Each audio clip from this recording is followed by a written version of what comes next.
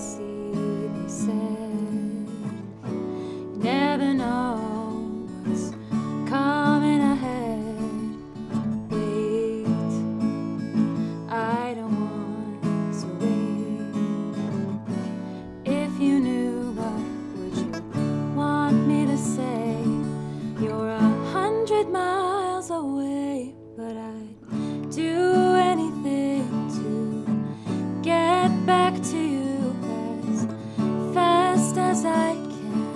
I'm falling far behind and I'm running out of time. Without you here, I'm losing my mind. I'm ready. I don't know if you've seen this, but you're actually standing inside of a circle right now. You merely drink the vial and think of where you wish to go. Okay. You want to go? Let's go! Your vision swirls and stumbles, and it's almost like the world skips a step, and the earth beneath you falls away, and you're swallowed by shadow. And all of you slam into the middle of this room. You glance around the inside of the room that you're in, and it's filled with plants. Is this the Hanging Gardens? It looks so much smaller than I thought it would. No, this isn't right. This isn't right. It's Wait, a what pouch. is that? You guys are not gonna believe this. You guys! I had a fruitcake. It's hops and barley bran. Exactly like the fruitcake that the Canusk had. Did hops and barley sell it right after we gave it to them? Right now, that is your only food source. As you start to investigate the immediate area, you start to step forward, and that's when you hit it. There's a barrier there, and it's right where the circle of the candles are. Oh. You have been summoned as if you were an extraplanar being, which means you're not allowed to leave this circle until the person who summoned you allows you to. This is a summoning circle. Yeah, but we're not going to be trapped forever. Right, the person will come back and the circle will deteriorate. We don't know that. It's not all lost for you, go. I'm sorry. I'm sorry that I made us come here without resting, and I'm sorry that I signed the contract because it didn't work. I'll walk up to the circle and go. Your hand goes right through. I'm sorry, I did not even think to try to get out No, if this none is of good. you could. This is good. As you step outside of the circle and you're glancing in, that's when you start to take in more of the room. So you crack the door open, and as you crack the door open, you see a rolling field of grass with a very tiny little footpath that you think would disappear almost immediately once you hit the taller part of the grass. And then beyond that, you see several structures coming up out of the ground that are 4-5 stories tall, stone structures, but all of these structures are in ruin, and it looks like the plants have overtaken them. Can you look around for some sort of botany journal or something with a name, a signature? You do find underneath one of the shelves, there's a little secret compartment, and you pull out a journal. And the front of the journal has Balthazar written on it. When you glance outside, you see a raven in one of the trees. And normally, the raven would be looking around, either doing something in the tree to feed itself or nest or whatever, or looking around for something to eat on the ground. And it is looking straight at you through the open window. And its head does not move. It's locked on you. Bombodo, and you hear another voice that's ba ba da ba ba da ba da ba ba ba that seems to be singing in harmony with this other kind of bombodo. Hello? To the door. Slushy! Uh-oh, I smell trolls. What do we do, Ugnuk? I don't know. Maybe we Kill and eat. Cristobal's looking out the window at who's making this noise. You clearly see what look to be about 10 to 15 foot tall green-skinned humanoids. Wait! Whoa. Me smell something. Hey! There is house here! Who in there? We hear smell. You're so dumb. Too small! Hold on. It sticks his head in. Okay. Oh!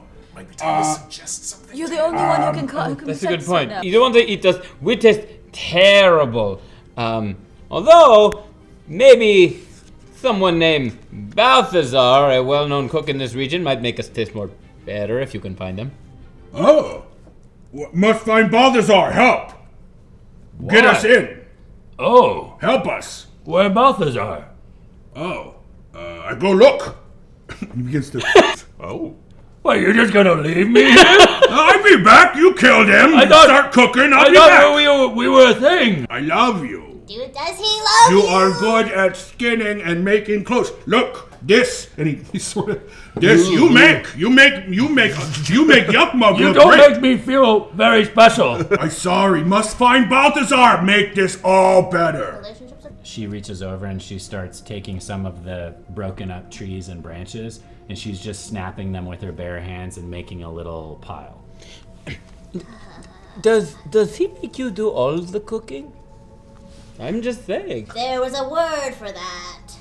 Sexism. You seem like a very smart person who can do a lot more than just cook and make clothing. Smarter than Ugnuk. Yeah, exactly. Where did he go? We could help you probably get into the Hanging Gardens. Help me. Sure. Well, you know it is a matriarchy. You know what that word is? The You bees. just see a big thing Right. of drool drip out of the side. The women are in control there. I don't know. I might just wait here and make a fire in case one of you comes out. Then I'll kill you and eat you. That seems like something that someone would do as they're told. That seems very obedient of you. Could you? Boy. What? I don't know if I like the way you talk to me. Would you like me to sing you a song? Yes. If I sang you a song and you really liked it, you might promise to not do us any harm. If it's really good. Then I won't eat you. I am equal to the men Nice. of the troll. Beating. There's a lot of mention of beating. Beating, beating, they die, squeezing their necks until they squeal, washing their eyes, pump and squirt their juices all over me. I really like that song. That was good. Especially the juicy part. I'm gonna go find my man. At a certain point, Cristobal, whatever traps he might have on the circle, I mean, if we get the sense that they're about to come back, it's literally like certain death by trolls, possible death by sigils of whatever. Well, maybe I can help. Maybe the skull can speak with you much like it spoke with you in the maze. It flashes Ooh. and blinks twice. Oh, it's telling me something. Okay, So- alright. Wait, what's it Don't look telling at you? it. Hold on. The lighting in the room changes from this golden sunshine that's been pouring in through the windows and now through the door to a light pink and then a slightly darker magenta and then all the way to a crimson red. Whoa. Just keep focusing on the skull. Keep feeling that power that is surrounding you and feed it into the skull. Give it more of you. Otto focuses their own arcane energy into the skull. His eyes that were dilated focus on Cristobal and says, I'm doing it! Otto drops the skull and pops into a wooden figure. There is a blast of chaotic energy, and all of you feel it. Things get picked up off of the ground and levitate for a moment. Little bolts of electricity spark across the room and hit various objects that then burst into flame. A real cold blast that emanates from up out of slushy and across the corner of the room that waves over you. Fire burns a ring all the way around the circle, melting all of the candles, and the magic circle is now broken. Val, in the corner, your Echo appears standing there, bathed in what looks like red light, standing at you and pointing its rapier in your direction. If it's down, we should into go. the sky. What? If the circle's down, we should get out of here. But Let's go. I wrap Otto, the wooden figurine, in my cloak. You actually see ley lines appear in front of you in the room that you would only normally be able to see if you were casting a spell and using it, but they're just there. And then all of a sudden, they wiggle and warp, and a couple of them even snap and go off in different directions. You glance up, and it's all being directed up into a red sun. You now know that because of this effect, it's going to completely change the fabric of magic right now. The echo that's been staring at you, that's been pointing at you, Yeah, I'm keeping an eye on it. opens its mouth and begins to speak. And you hear two voices at the same time as it splits into two figures. As all of you are standing there, staring up at the sun, mesmerized by this, Val literally just blinks into existence right in the middle of where all of you are standing, and he's also staring up, and then he glances over his shoulder, and then his eyes clear and he takes in all of you. But it's as if he wasn't there and then just appeared. And you see Slushy begin to grow and grow until he's large. As you begin to run a little bit southward towards Ollie, where you know Ollie's garden hut is, and the sun, with the red sun in the sky, that's where we'll end our episode this evening.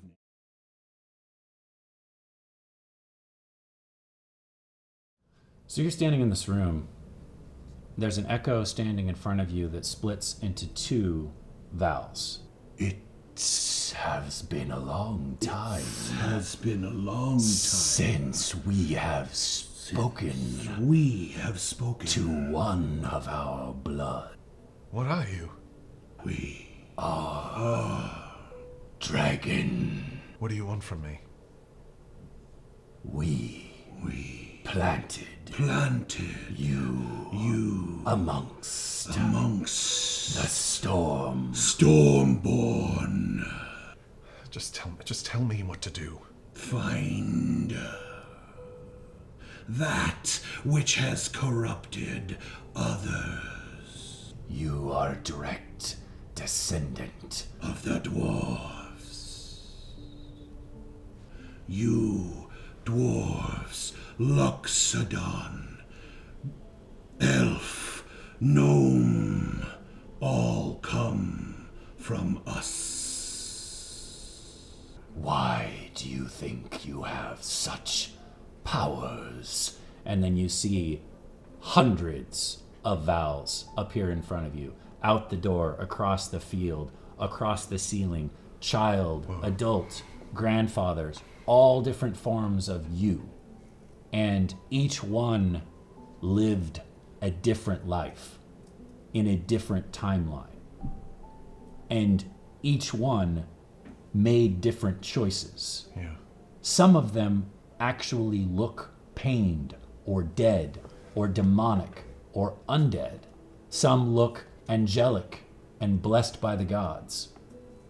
Others look exactly like you, weathered and beaten down. I have to go. Care for the skull.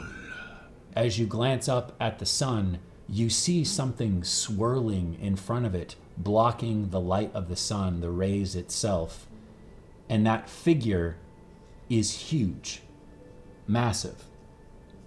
And it winds around, and it looks like it's almost binding itself in knots. And because it blocks the light, it creates this red glow. But you're able to see through the strands of sunlight to make out this figure. Is it a dragon? It's a dragon, long, thin body, but it almost at one point looks like two dragons. And then you realize it's not two dragons, it's a dragon with two heads. Thousands of legs, each one covered with scales and claws, and a body that goes on forever.